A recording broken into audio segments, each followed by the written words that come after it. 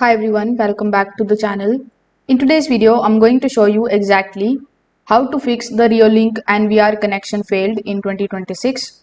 So a connection failed message typically shows up when the NVR has no internet access, when the camera aren't communicating with the recorder, or when the application can't reach the device remotely. So we will check the network, the device pairing and the settings as well.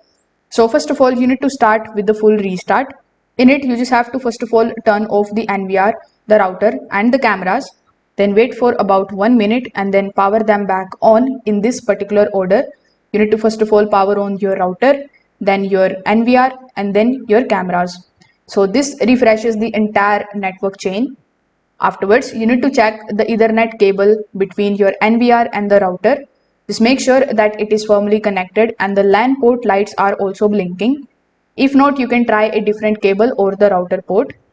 Now you need to go to the NVR network settings, and here you need to ensure that the DHCP is enabled so that it gets an IP automatically. If using a static IP, you need to double check the IP address, gateway, DNS settings. The incorrect values will also cause the connection failure. So if this video helped you out, make sure that you like this video and subscribe to the channel. Thanks for watching.